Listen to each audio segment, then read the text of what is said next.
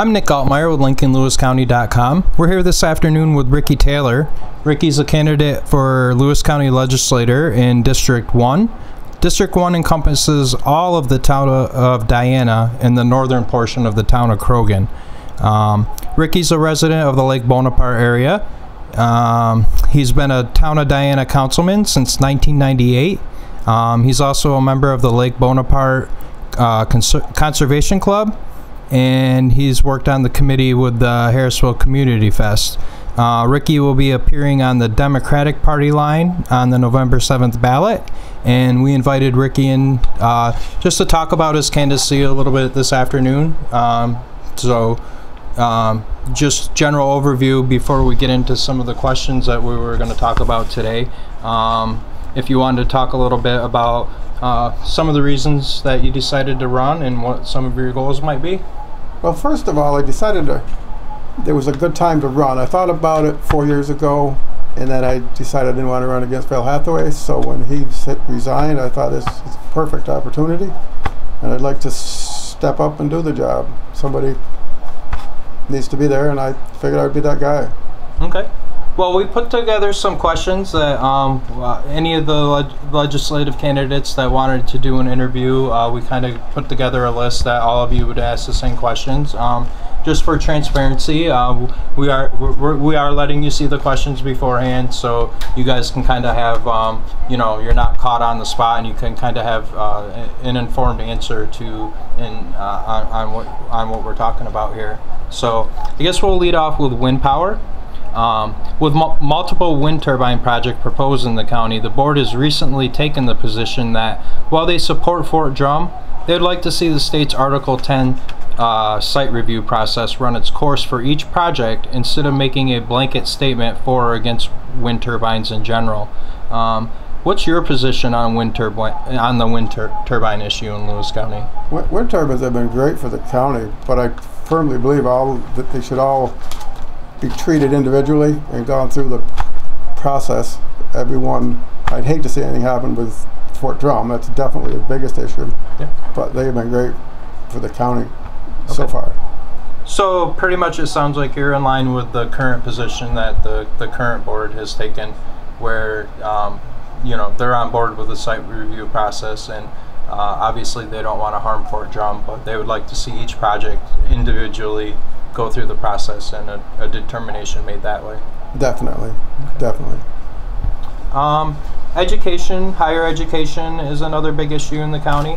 The county approved a $4 million in funding to build a JCC Extension Center at Maple Ridge back in August of 2016 to offer manufacturing and agribusiness training and certificate programs for Lewis County residents.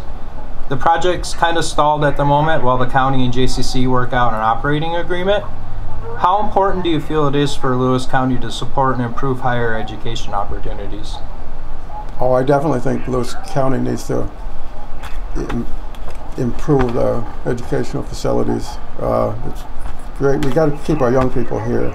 We've got to give them the skills to do the jobs. In my job now, it's very tough to find people that are qualified to come in and do it, and it just needs to be addressed. Okay, great. Shared services is probably something that you're a little familiar with, being a town councilman. With property tax caps, increased state mandated program funding, and other challenges, budgeting has become more and more difficult each year. From a county perspective, what areas would you like to see more effort put into shared services between local municipalities? I'd have to research that some more about what else we can do. As the town, right now I have no qualms. The town and the county work great together. Anytime anything is needed, they're there for each other, it seems like. I'm sure there's more places they can save and work together. But as a small county, we've heard it from lots of other people too, that most of the towns and villages and county are already sharing a lot of resources, but maybe just getting the plans together, and maybe I know it's been talked about sometimes with equipment purchases and things like that. Maybe every town doesn't need the same piece of equipment, and kind of maybe coordinating more on things like that. But Yeah. A lot You're of times definitely in favor of researching ways to research ways to improve it, and there's always something else you could do to make things better. Right. But yeah. Facility planning is another topic we have. The board recently approved a study to come up with a strategic plan for county facilities. The board feels a strategic plan would help the decision-making process for upgrading and maintaining current facilities and determining if new facilities need to be constructed. Would you be in favor of the county developing and following a strategic plan for facilities of this nature? Absolutely. It's just common sense to have a plan in place is what you're going to do with buildings, and why repair buildings if you're going to replace them. And it would be awesome to have one community facility for rather than leasing and places moving around. And it just doesn't seem like we should honestly have one huge facility. Whether it's affordable or not is another issue, and I understand that too. That right. I wouldn't let that break the bank, but it would be awesome, right, to have one huge facility and take care of things.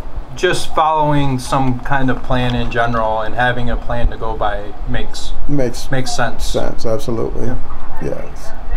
Broadband's another hot topic in the county. The county's been working with Mohawk Networks to establish broadband access for underserved areas of the county. The county has allowed access to 911 towers for equipment installation as Mohawk Networks constructs their broadband network. Do you feel broadband access is an important asset to the county? And if elected, do you support continuing to work with Mohawk Networks with the broadband project? I think we definitely need to continue with the broadband. That's one of the most important things the county is lacking, in my opinion. I don't know if Mohawk is the answer. So far they haven't been, and I think they've been given time to produce, but something needs to be done with broadband for certain. That's got to happen. And that kind of ties into our next subject of infrastructure and job creation. What are some of the areas you would like to see the county address in terms of improving infrastructure and promoting job creation for the county?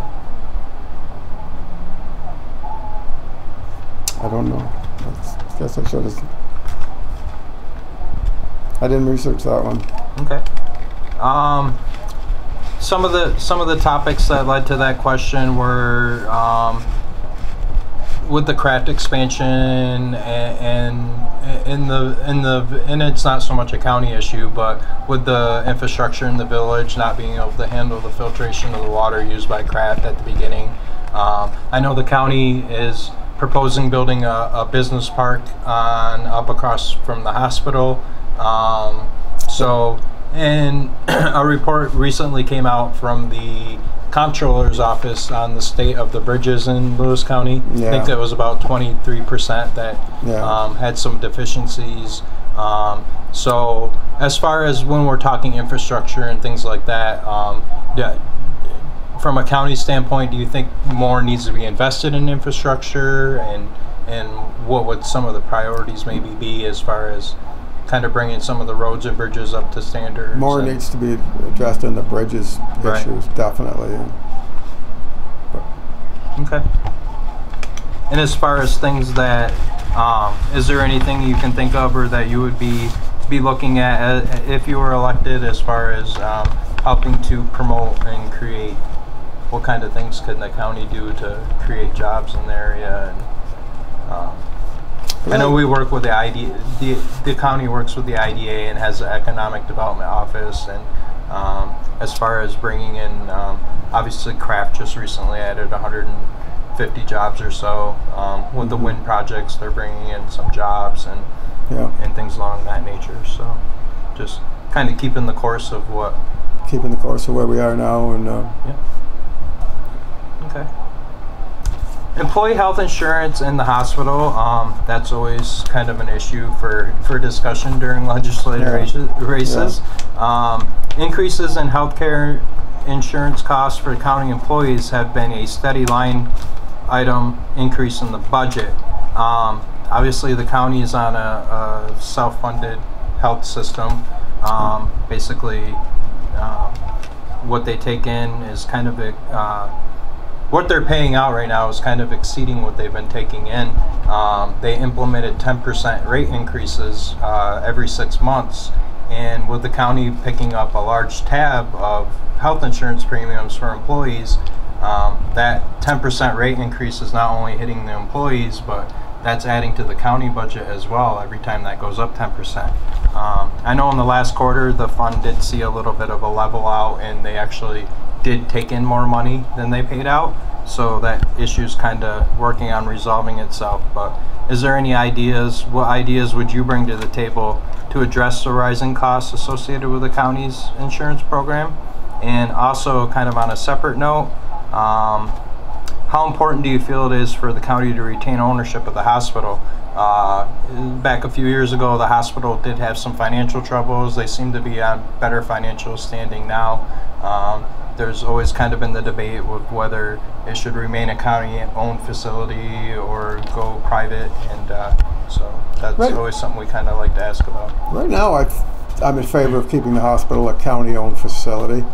Maybe when I'm on the board and learn more about it, I change that opinion, but right now I'm totally in favor. I think it's definitely a plus for the county to be ownership and partnership basically with it. As far as rising healthcare costs, I wish I had an answer to that. That's a nationwide problem, I think, and everybody's doing the best they can with it. Okay. That's sad. Yep. And I know you said in your letter to the editor here that you really have no specific agenda or preconceived opinions going into the position, and you just hope to be a voice for the residents and kind of listen to their feedback as the issues come up, and kind of speak for the constituents that you're representing. So you're trying to keep an open mind on. That's correct. I don't like when candidates, I'm going to do this and I'm going to do that, and they really want to, but they can't. I'm just open-minded, and we'll work through every problem as they come along, one at a time, and we'll get it. And I'm looking forward to being the county legislator. Okay.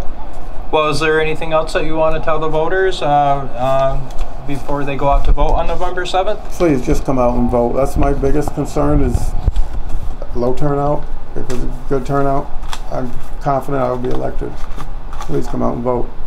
All right. Well, thanks, Ricky, for coming in this afternoon. We really appreciate the time, and wish you the best of luck on November 7th. Thank you. Appreciate it.